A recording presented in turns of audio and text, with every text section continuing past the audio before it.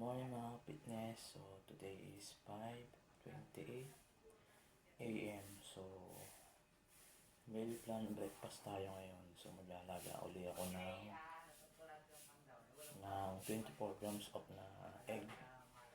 Yan. So tatlong egg to. And then 40 grams of na carbs. So maglalaga tayo. So i-share ko sa inyo yung meal prep ko or meal breakfast. Yan. Nalaga ako. So yung dilaw nito, ito yung kinakain ko. Tapos yung iba, puro puti na. Then ito naman yung aking carbohydrates. So carbohydrates. So energy. Then ito naman yung aking protein. Yan ang palagay ko ito para sa lugar doon na sa may... Protein. Doon pa sa dulo doon. Yan. So itong itlog. Doon sa bandaro pa eh. Kung yun eh malapit, hindi laring... Hindi yung paparito. Tsaka yung aking instant wala sa mga kung makakipag ka, wala sa mga bayan. ay dietary, pwede source of energy, natural cholesterol free, natural low in sodium. So maganda to fitness. So maganda to. So lalagyan nyo lang siya ng low fat milk na gatas. So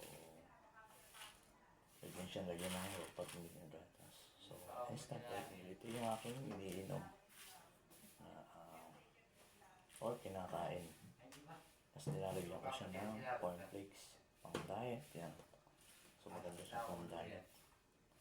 Yan. So sa likod nito is nandito yung nutrition packs niya. Kasi hindi mo mabasa kasi is nakalagay is mga kanya na mayroong nakalagay na intake. Yan.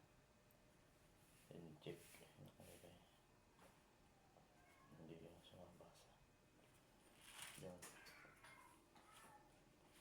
Ito yung aking meal plan breakfast. So ilalaga ko to ng mga 30 minutes. Nalaga ko siya ng mga 30. Yan. So medyo matagal. So 20 to 30 pala yan. So ilalaga ko siya. Tapos mamaya is Ay, mukhang muna dyan mahaba. ngayon ako na source of protein ulit. Tapos kanin.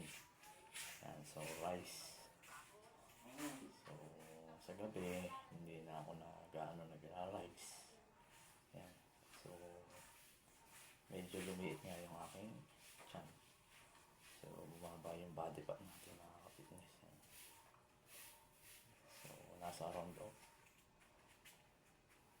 46 to 47 kilos na ako ngayon. Yan yung aking timbang. So bumaba yung aking body fats. So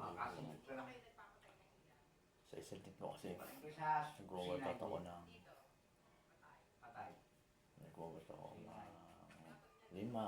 yan. So sa isang linggo. So may time din kasi na minsan hindi tayo nakakapag-work dahil sa trabaho minsan busy rin yan. So maraming ginagawa. So yun na mga fitness yung channel ko ngayong breakfast na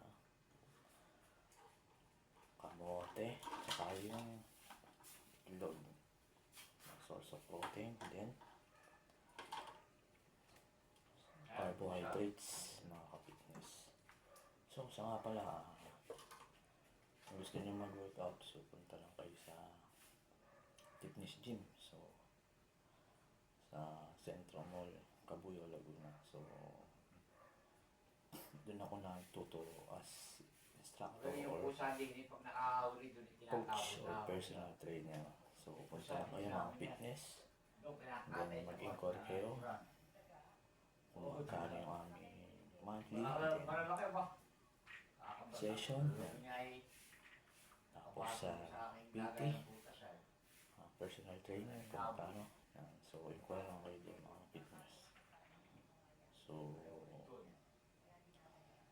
meron kaming boxing. Yan, meron kaming boxing, Muay Thai, then reverse area. So, halos mga ibang gym equipment yun, na makikita mo doon mga fitness. So, yun lang, and stay fit, healthy, and panatilihin laging malakas ang katawan and alagaan sa sarili.